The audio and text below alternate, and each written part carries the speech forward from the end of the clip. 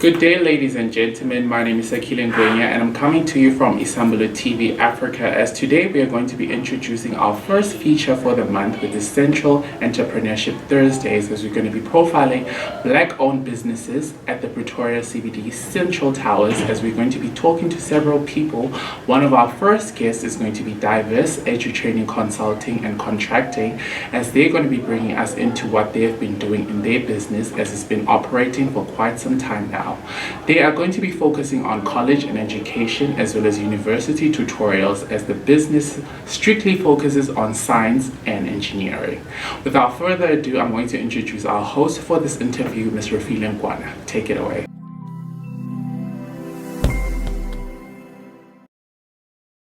Good day, everyone. My name is Refilwe Nkwana from Isambulo TV Africa.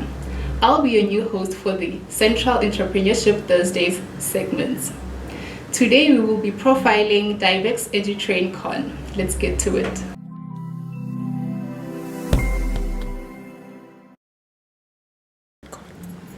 Welcome, everyone. We are profiling DivexEduTrainCon. How are you doing today? We're doing fine, thank you. I'm good, thanks. Okay, I'm gonna start with the lady. Can you please introduce yourself? My name is Lerato Lale Gumbo. And gentlemen. My name is Ray Kumbo. Okay, so I just have a few questions for you about DivexEduTrain. How did the business start? Sure. Anyone can take the question. Okay. Should I answer it? Okay, I'll start from the slum stage. Yes. Because things started informally. Coming from a background of engineering and working in a college, I decided to start doing private tutorials from home. Okay. And started constructing study material. Especially the target market was those people who work and cannot come to study full time. Yes. And the numbers started growing, and it was informal in the sense that we were not registered, it was not registered. So for exams, national exams, we would then pass them on to registered colleges for the examinations. It's just a corner at the house, in the house, just a corner office, and a computer and a printer and a scanner and internet. But otherwise, because of the demand for growth and the numbers, it became too small, and that's when you can continue from there. Yeah, so basically that's how Divex was born. In a way. Oh, it's Divex, I'm saying Divex. Yeah, any person can pronounce it whichever way. So yeah, basically that's how we started. I think it was in 2016 when we started doing tutorials. It was just a mere tutorial. We would call ourselves a tutorial center. And just to add on what he said, we were also doing UNISA tutorials. People are struggling out there, especially the working class. People who are working, who don't even have time to study, who don't have time to do assignments. And keep in mind that UNISA is mostly or 100% distance learning.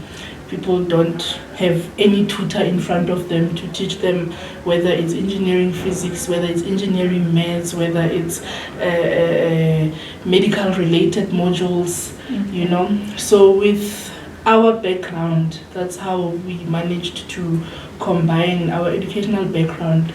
He's on the engineering side and I'm on the health sciences side. So I'm a teacher naturally, so I found myself blending in just easily, just like that.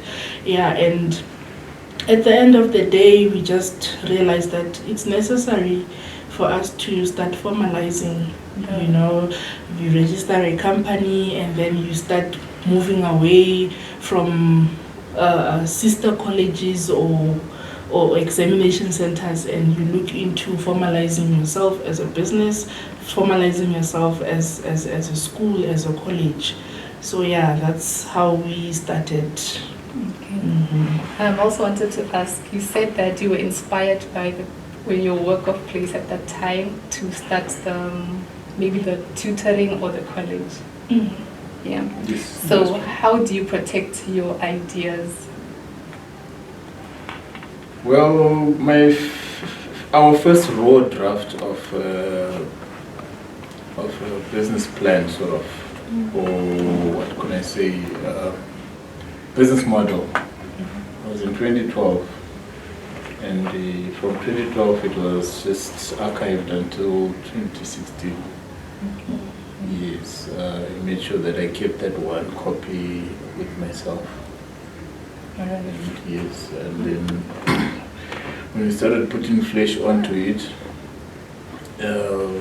formalizing and the legal aspects, the formalities that we have to do with the authorities, you discover that we have to come up with policies.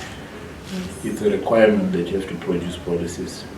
So us producing those policies and them being in the hands of the quality assurance and the government Department of Higher Education and Training would mean that it's more of like our ideas, our prototype, which would not be supposed to be seen in those who came before us or those who are going to come after us. So that's how you maybe let me just say legalized everything. Yes. Okay. So it's covered everything. Okay. So what are the challenges that you faced when, from the start till now with the business? Sure. Lack of knowledge in starting a business is very dangerous. Yes, legislative issues and how to go about it. The first building that we actually went to and said we are going to take these 6 classes, these 6 rooms, and make these 2 offices and other classes.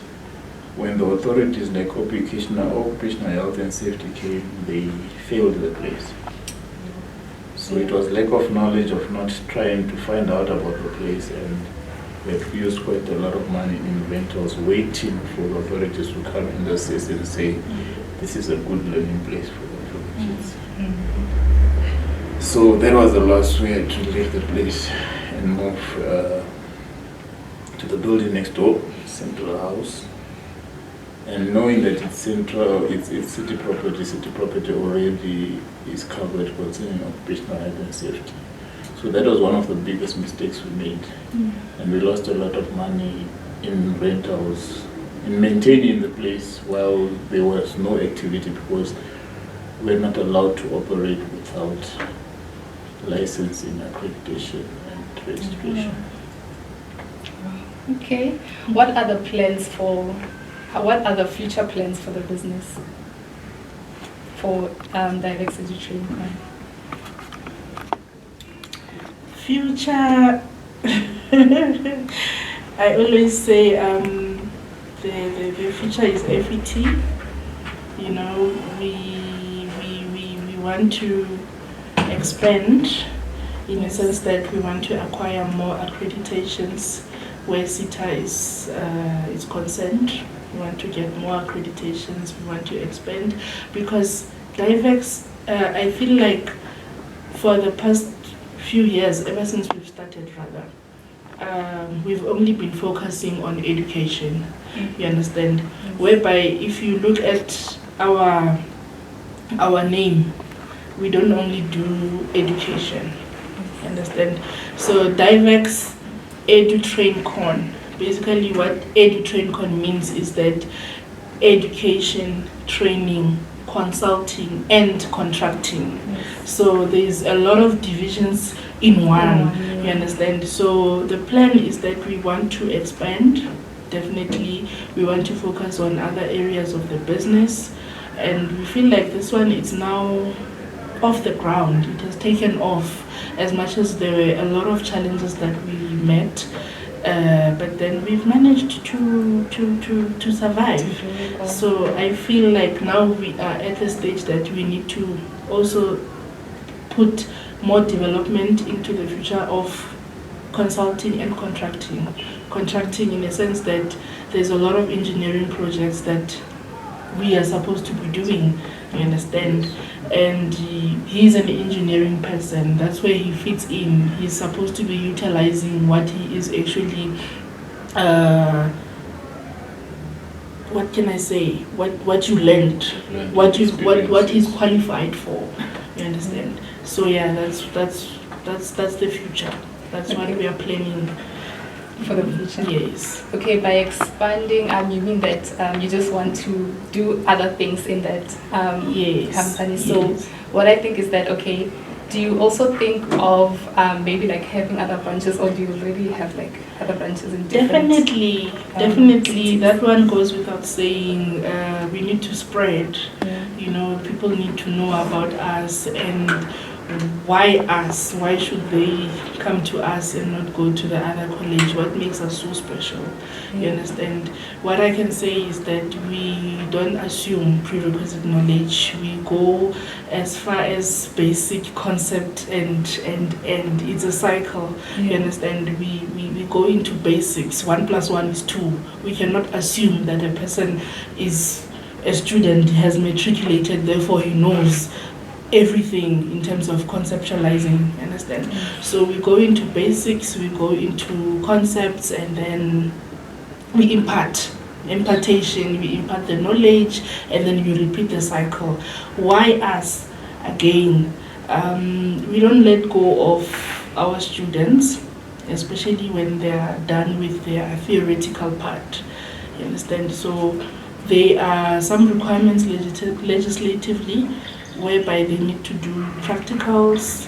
So we also in the school. Yes, we also want to hasten that and make sure that all our students are not just left. They just get experience. It's not just about money. It's not like a business you want to look at your profit margins and then that's it.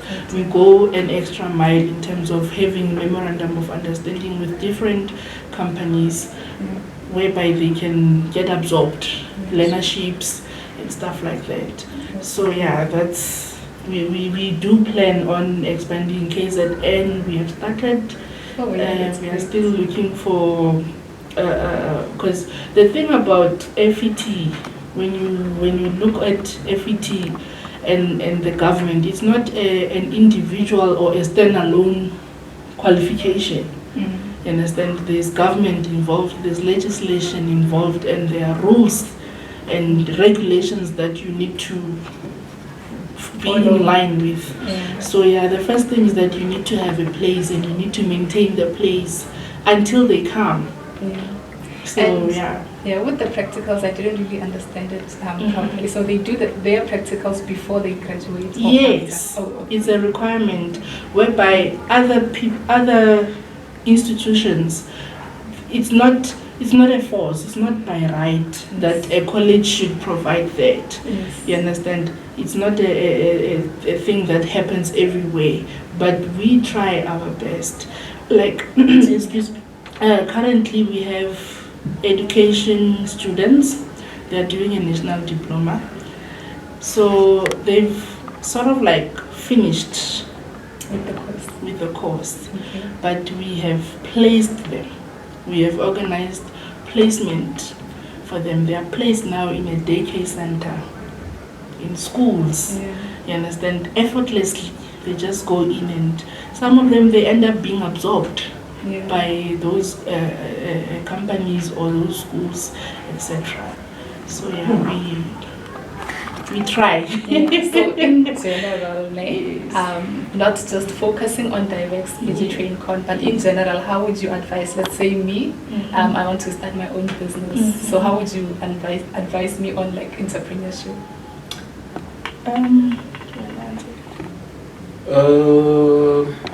There are a couple of lessons that we learned, and like for example, the issue of basic business concepts like the SWOT analysis, strengths, weaknesses, opportunities, and so that has to be done. Feasibility study has to be done. Otherwise, you go in there and then you find yourself taking like more than 6 months or even 1 year to break even. You'll be operating below the break-even line for a long time. No profit, no progress, even money to cover overhead costs. Going in without calculating overhead costs will give problems. Because if I just find bills coming and then you don't have money to pay them. Yes, and finding out the process itself, how it's rolled out from the beginning to the end. It's very important. Up to the point that a person can actually do that without consulting anyone else to do them on their behalf. Yes. Currently, people are charging like 20,000 to do the process that we did on our own. Wow. Apart from the amounts that have to be paid at the quality control Yes. and at the department. Okay, and also the other thing that I've realized is that when it comes to loans, I know it's a norm to take loans, but we have never taken a loan for our business. So you don't owe anyone? We don't owe anyone. We just thought about it and realized that this will not end. Because you continue paying and then you want to take another loan to cover this other loan. So we started from scratch without loaning from anyone, but just diving in and starting from scratch. Like as I explained, a small office at the corner of the house to a small office in Andre Street. Just one small office, and then from there two offices next to Nana Sita. There's a building there at Nana Sita next to Sasol Garage. Then we expanded to 6. But the expansion should be based upon, just like a household, don't live beyond your means. Yes, don't rush to buy assets which need maintenance. Like a car itself can look good on a business, but it needs maintenance. It needs to be filled up with a full tank almost every week. So as long as an asset in something in a business needs to be maintained and keeps demanding money to go out, it's a problem for startups. So people should just take risks, but calculate them. Exactly. Don't just do without, maybe impulsively. Doing without thinking thoroughly and getting advice and doing your research. Each and every business, you have to do your research. You need to understand what you are getting yourself into and what goes in it daily. On a daily basis, what are you looking at? And then you are able now to do your projections to say, okay, if I get 10 clients, it means I'll have 50K, or if I get 10 clients, I'll have 20K. Am I able to make something out of this or not? Also sustain. And also sustain and grow. Because you cannot be in one place and for a long time and not grow. It doesn't make sense. It doesn't make business sense to me. And people are looking, they're like, why has like this one been in the same place like for a long time? So it's all about calculating and rethinking and getting advice when necessary. The only calculated risk that we took, which was painful, was just to wake up and say, we're going to resign.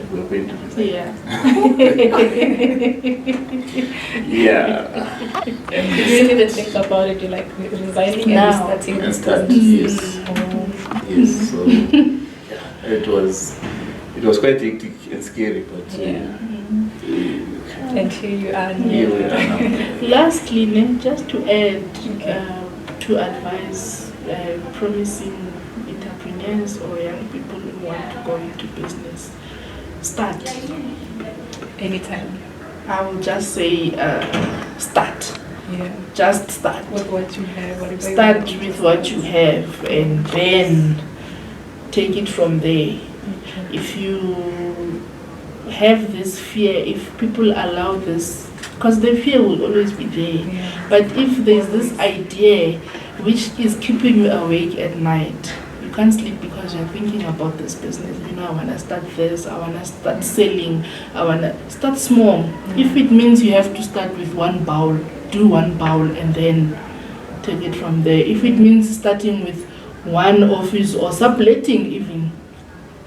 Some people, they don't even qualify for getting a lease for an office, you understand? Explore, do something, go and sublet, do something, start. Because if time is moving very fast and you find yourself just saying, wow, I've actually wasted 5 years of my time, I could have started this. Yes, procrastination is killing us, especially young people, and there's a lot of potential there. A lot, like we are doing, young people are doing great things out there. So if we just tell ourselves that no, I can do it, and you research, like he said, you do all the things that we actually advised on, chances of winning are higher than losing. Yes. And in short, also what I want to add is there's just a basic principle of the lady market vegetable market ladies. They don't overprice their tomatoes. Yes. If you have a person selling tomatoes at R1 each year and one selling 10 rands each year, this one is going to go home with rotten tomatoes, low turnover at the end of the day. Overcharging. People have been laughing at our pricing, which is very low. Yes. But we get more students. Yes. Though they may not be seen here, but they are distance education students, and with them, we managed to pass through the COVID. They sustained us, literally. Those clients, they kept us going. Yeah, because of our price reasonable and affordable. And good education. Yeah, and also, I know business is business, but then I believe that we should always have a culture of building relationships and having that understanding as people. You understand? We should not just look at something as a business transaction and it just ends there. You understand? So that as a service provider, if your client is having money and he or she is supposed to pay you, and maybe there's another thing here, he can actually make a decision, an informed decision to say, no, I cannot mess these people up. You understand? Because why? I've got a good relationship. I'm not saying go out for drinks with clients or something like that, but maintaining a good relation, being a service provider, provide what people are paying for, give them what they want, and then you maintain clients and they will actually refer each other because there was that side, things are happening, those people, they are kind, their approach is good. It's not always about business and payments and what. Sometimes just check on your students, just check on your clients. How are you guys doing? How do you find your study portal? When last did you log in? How are you finding the system? Any challenges and stuff like that? You engage with them. You become open to them. When you become open to your customers or your clients, they respond. They respond positively. Was it last week when you closed the office just because parent of a student was about to undergo an operation, very risky one, and spend the day with her there at the hospital. So those are the moral support. It doesn't just. It should go beyond that. It should go beyond that because at the end of the day, there wouldn't be DivexEduTrainCon without clients. It means if clients are not there, we are gonna shut down. So we do our best to make sure that our clients are happy and we maintain them and we grow from strength to strength. That's amazing. Wow. Thank you so much for your time and thank you so much for coming here and speaking to us.